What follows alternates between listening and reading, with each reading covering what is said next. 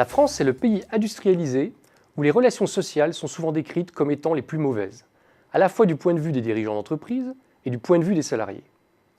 La syndicalisation des salariés serait-elle responsable de l'exceptionnelle conflictualité de nos relations sociales? En fait, paradoxalement, c'est plutôt l'absence de syndicalisation qui explique cette conflictualité. Il y a environ 7% de salariés syndiqués en France, le taux le plus faible de tous les pays de l'OCDE. Or, comme l'ont bien montré les économistes Yann Algan et Pierre Cahuc, ce sont dans les pays scandinaves que les taux de syndicalisation sont les plus élevés, mais aussi que les relations sociales sont les moins conflictuelles. Selon eux, un syndicalisme de masse favorise la coopération, tandis qu'un syndicalisme de professionnels de la représentation, avec peu d'adhérents, comme c'est le cas en France, favorise la culture du conflit. Sandra Black et Liza Lynch, deux chercheuses américaines, ont par ailleurs découvert que ce ne sont pas les pratiques de management en elles-mêmes qui expliquent la productivité des salariés, mais plutôt la façon dont les méthodes de management sont introduites dans l'entreprise. Elles montrent que les entreprises où les employés participent à l'élaboration et à la mise en œuvre de ces pratiques ont une productivité beaucoup plus élevée que les autres.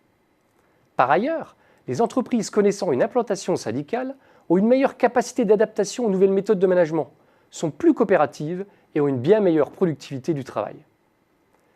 Ces résultats viennent corroborer les travaux de Freeman et Madoff qui ont montré que les syndicats pouvaient améliorer la qualité des relations de travail en offrant aux salariés la possibilité de s'exprimer plutôt que de choisir la démission ou le conflit. Autrement dit, des règles ou des politiques ont d'autant plus de chances d'être efficaces qu'elles ont été décidées d'un commun accord et non pas imposées, comme l'a suggéré également Elinor Ostrom, prix Nobel d'économie en 2009.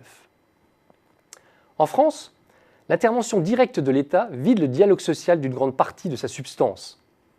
La qualité des relations sociales dépend de la vitalité de la coopération entre dirigeants d'entreprise et salariés. Pour activer la confiance mutuelle, l'État doit leur transférer des champs de compétences plus larges. Mais attention, cette évolution suppose que les syndicats soient réellement représentatifs des intérêts des salariés.